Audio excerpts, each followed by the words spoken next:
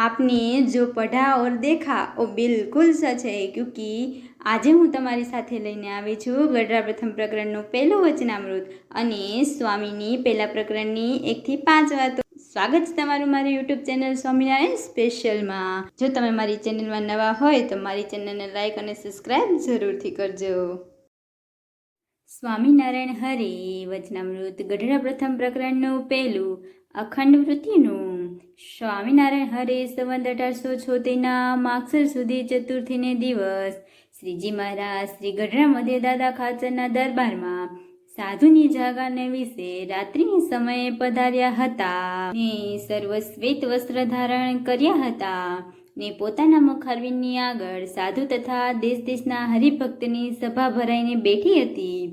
પછી શ્રીજી મહારાજે પ્રશ્ન પૂછ્યો, જે સર્વ સાધનમાં કયું સાધન કઠણ છે? ત્યારે સર્વ બ્રહ્મચારી સાધુ તથા ગૃહસ્થ તેમણે પોતાની સમજણ પ્રમાણે ઉત્તર કર્યો, પણ થયો નહીં. પછી શ્રીજી મહારાજ બોલ્યા છે, લ્યો અમે જ ઉત્તર કરીએ છીએ.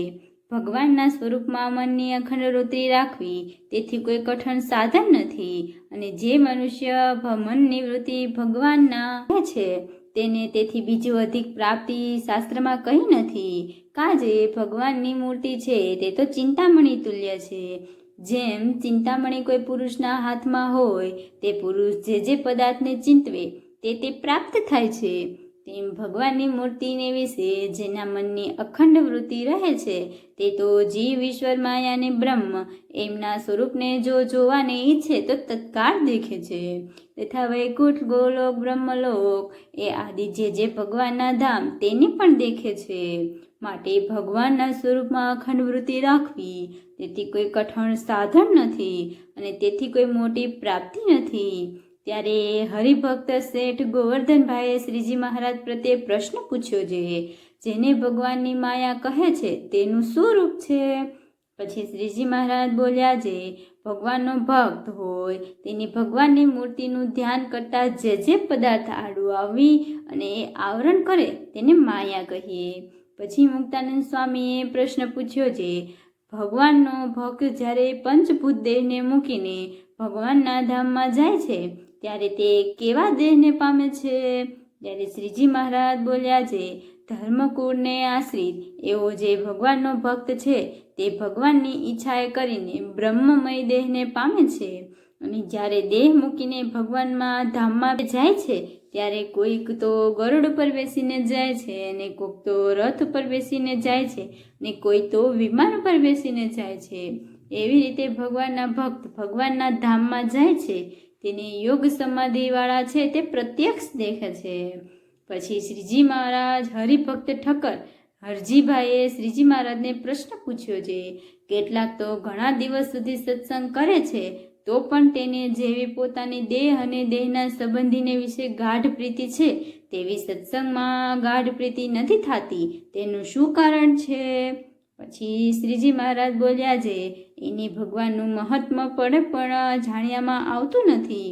અને જે સાધુને સંગે કરીને ભગવાનનું મહાત્મ્ય પરિપૂર્ણ જાણ્યામાં આવે છે તે સાધુ જ્યારે પોતાના સ્વભાવ ઉપર વાત કરે છે ત્યારે તે સ્વભાવ મૂકી શકતો નથી, અને એ વાતના કરનાર જે સાધુ તેનો અવગુણ લે છે.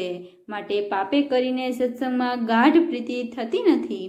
કાજે અન્ય સ્થળને વિશે જે પાપ કર્યા હોય તે સત્સંગને વિશે કરીને જાય છે, અને સત્સંગને વિશે જે પાપ કરે છે તે પાપ તો એક સંતના અનુગ્રહ વિના બીજા કોઈના સાધને કરીને ટળતા નથી. તે શાસ્ત્રમાં કહ્યું છે, જે અન્ન ક્ષેત્રે કૃતમ પાપમ તીર્થક્ષેત્રે વિનશ્યતિ, તીર્થક્ષેત્રે કૃતમ પાપમ વર્જલેપો ભવિષ્યતિ. તે માટે સંતનો અવગુણ જો ન લે તો એને સત્સંગમાં દ્રઢ પ્રીતિ થાય.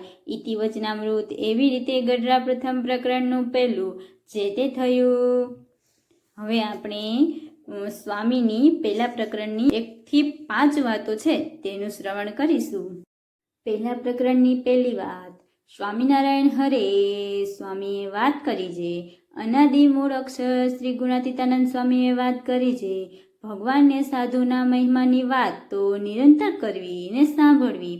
ને મહારાજ તો પોતાનું અક્ષરધામ ને પાર્ષદ ને પોતાનું સમગ્ર ઐશ્વર્ય તે લઈને અહીં પધાર્યા છે તે એવા છે એવા જ છે ને દેહ મૂકીને જેને પામવાના છે તે આ જ દેહ છતાં મળ્યા છે, કાંઈ બાકી નથી ને એમ ન સમજાય તેથી જીવમાં દુર્બળતા રહે છે ને એમ સમજાઈ જાય ત્યારે કોઈ દિવસ જીવ દુર્બળતા મનાય જ નહીં ને જીવ બીજી રીતનો થઈ જાય છે ને મહિમા સમજવા જેવું બીજું કોઈ મોટું સાધન પણ નથી ને મહિમા વિના બીજો ગમે એટલા સાધન કરે તો પણ જીવ બળને પામે નહીં ને એવો મહિમા સમજવાનું કારણ તો એવા ભગવદીનો પ્રસંગ છે, પણ તે વિના તો એવો મહિમા સમજાતો નથી. સ્વામિનારાયણ હરે. સ્વામીની પહેલા પ્રકરણની બીજી વાત. સાંખ્ય વિચાર કરવા શીખો. તે સાંખ્ય વિના લોભ, કામ, સ્વાદ, રસ ને માન એ 5 દોષ તથા આધ્યાત્મ, અધિભૂત ને આદિદૈવિક એ 3 તાપ એ સર્વનું દુઃખ માટે નહીં ને સાંખ્ય વિના અડધો સત્સંગ કહેવાય, માટે સુખ્યા રહેવાનો અર્થ સાંખ્ય વિચાર શીખવો. સ્વામિનારાયણ હરે. પહેલા પ્રકરણની ત્રીજી વાત. સ્વામિનારાયણ હરે સ્વામીએ વાત કરી છે પ્રહલાદજીએ નારાયણ સાથે ઘણા દિવસ સુધી યુદ્ધ કર્યું પણ ભગવાન જીતાયા નહીં. પછી ભગવાને પ્રહલાદને કહ્યું છે એ યુદ્ધે કરીને તો હું જીતાયો નથી ને મને જીતવાનો ઉપાય તો એ છે જે જીભે કરીને મારું ભજન કરવું, મનમાં મારું ચિંતન કરવું, નેત્રમાં મારી મૂર્તિ રાખવી. એ પ્રકારે નિરંતર મારું ચિંતન કરવું અને નેત્રમાં મારી મૂર્તિ રાખવી અને એમ કહ્યું છે. પછી એવી રીતે પ્રહલાદે અભ્યાસ કર્યો ત્યારે ભગવાન 6 માસમાં વશ થઈ ગયા, માટે ભગવાનને રાજી કરવાને અર્થે આ ઉપાય સર્વોપરી છે તે શીખવો. બીજા પ્રકરણની ચોથી વાત. સ્વામિનારાયણ હરિએ સ્વામીએ વાત કરી છે ભગવાનની મોટાઈ જેના અંતરમાં સમજાણી હોય તેની ગમે તેવા દેશકાળ અવળા થઈ જાય અથવા દેહમાં ગમે એવો રોગ થઈ આવે ઇત્યાદિમાં પણ એમ સમજે છે ભગવાનના કર્યા વિના પાંદડું પણ કોઈનું હલાવ્યું હલતું નથી એમ સમજીને સુખી રહે ને એમ ન સમજે તેને કોઈ પ્રકારે દેશકાળ આવે તો સત્સંગ ચૂથાઈ જાય. પહેલા પ્રકરણની 5મી વાત. આ જીવ સાધનને તે શું કરશે? એ તો જેમ કોષ જોડીને વાડી કરવી તેમાં ઘણો દાખલો છે. કેમ છે? તેને ઢોર ખાય, પંખી ખાય તેમાં સાધન વડે કલ્યાણ થતું તે એવું છે ને ભગવાનની પ્રાપ્તિ વતે કેવું થાય છે? તો જેમ આખી પૃથ્વીમાં વરસાદ વરસે ને દાણા પાકે છે, પછી તેને ઢોર ખાય, પંખી ખાય, ચોર લઈ જાય તો પણ ખૂટે નહીં ને કૂવા, તળાવ ને નદીઓ ખૂટે પણ સમુદ્ર ન ખૂટે.